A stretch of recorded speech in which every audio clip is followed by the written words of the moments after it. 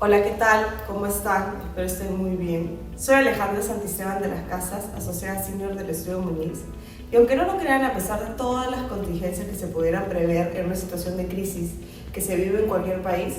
las transacciones de compra y venta de empresas no dejan de ser una actividad muy dinámica y muy interesante para los empresarios. Es por eso que recibimos mucha consultoría acerca de cómo funciona el proceso para comprar o vender una empresa. Y de alguna manera este proceso se puede dividir en tres grandes etapas. La primera etapa es aquella en que las partes se empiezan a poner de acuerdo en la posibilidad de vender o comprar una empresa.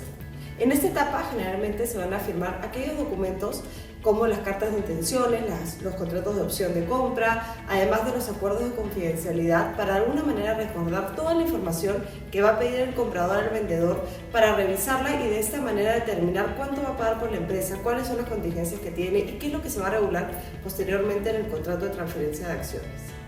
Una vez que ya se recibe la información, empieza toda la etapa de revisión de esta información y se va a elaborar el reporte de due diligence. Con este reporte de due diligence vamos a entrar a la segunda etapa, que es la etapa en la que se negocia el contrato de transferencia de acciones. De alguna manera, esta segunda etapa es la más larga y la más complicada porque las partes van a,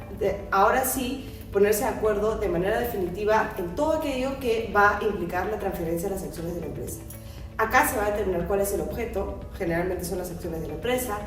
cuál es el precio que se va a pagar, cuál es la forma de pago, si va a haber o no va a haber un ajuste de precio, si va a haber o no indemnidades a favor del comprador, cuáles son las cláusulas de declaraciones y garantías que cada una de las partes va a incluir en el contrato, cuál va a ser la forma de solución de controversias y para negociar cada una de estas cláusulas de alguna manera las partes se tienen que poner de acuerdo y no siempre es fácil lograr esos acuerdos.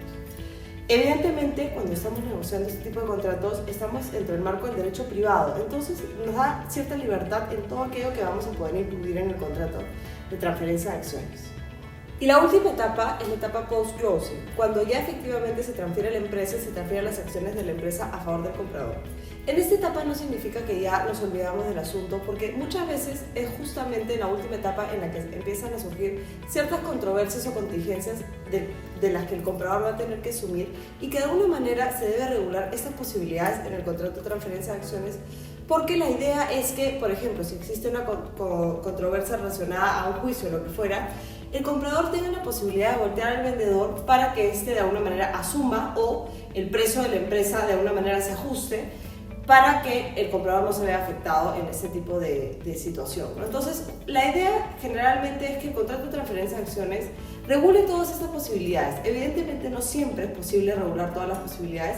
pero eso no significa que el contrato va a tener una cláusula de resolución de controversias que muchas veces se va a un arbitraje o al Poder Judicial para que las partes se pongan de acuerdo o un juez o un árbitro dirima de cómo se van a resolver estas situaciones. Espero haber sido clara y haberles explicado cómo funciona el contrato de compraventa de acciones y cuáles son los procesos que debemos llevar a cabo para tener una transacción de manera exitosa.